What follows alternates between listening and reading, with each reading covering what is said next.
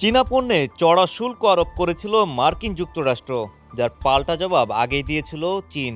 যার প্রেক্ষিতে শুল্ক আরও বাড়ানোর ঘোষণা দেয় মার্কিন প্রেসিডেন্ট ডোনাল্ড ট্রাম্প। এবার এরও জবাব দিল চীন।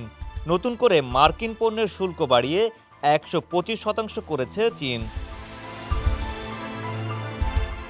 সবশেষ চীনের ওপর 145% শুল্ক আরোপ করে যুক্তরাষ্ট্র, যার জবাবে শুক্রবার চীনের অর্থমন্ত্রী নতুন করে যুক্তরাষ্ট্রের আমদানি পণ্যের ওপর 125% শুল্ক আরোপের ঘোষণা দিয়েছেন। আগামীকাল শনিবার থেকে এ শুল্ক কার্যকর হওয়ার কথা রয়েছে। এর আগে গত বুধবার মার্কিন পণ্যের ওপর 84% শুল্ক আরোপ করেছিল চীন।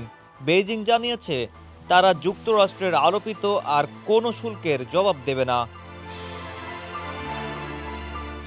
ডোনাল্ড ট্রাম্প প্রশাসন আগ্রাসী শুল্ক নীতি ঘোষণার পর থেকে চীনের সঙ্গে যুক্তরাষ্ট্রের বাণিজ্য যুদ্ধ চলছে। উভয় পক্ষের পাল্টাপাল্টি শুল্ক আরোপের ফলে পরিস্থিতি ক্রমাগত উত্তপ্ত হয়ে উঠছে। এর মধ্যে নতুন করে মার্কিন পণ্যে শুল্ক আরোপের ঘোষণা দিল চীন। এখন দেখার অপেক্ষা কিভাবে এর প্রতিক্রিয়া দেখায় ডোনাল্ড ট্রাম্প প্রশাসন।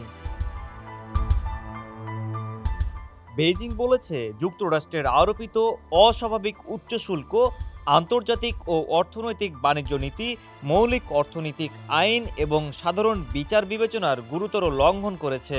এটি সম্পূর্ণরূপে একতরফা গুন্ডামি ও জবরদস্তি। যুক্তরাষ্ট্রের প্রেসিডেন্ট ডোনাল্ড ট্রাম্প 3 মাসের জন্য সব দেশের ওপর আরোপিত পাল্টা শুল্ক স্থগিতের সিদ্ধান্ত নিলেও চীনের ওপর উচ্চ শুল্ক হার বজায় রেখেছেন। গত বৃহস্পতিবার থেকে যুক্তরাষ্ট্রে আমদানি করা প্রায় সব চীনা পণ্যের ওপর 145% শুল্ক কার্যকর করেছে ট্রাম্প প্রশাসন। যুক্তরাষ্ট্রের হিসাবে 2024 সালে চীন ও যুক্তরাষ্ট্রের মধ্যে $582.4 বিলিয়ন বাণিজ্য হয়েছিল। চলমান শুল্ক যুদ্ধের কারণে দুই দেশের মধ্যে পণ্য বাণিজ্য 80% পর্যন্ত কমতে পারে বলে বুধবার জানিয়েছে বিশ্ব বাণিজ্য সংস্থা। ডেস্ক রিপোর্ট, সমকাল।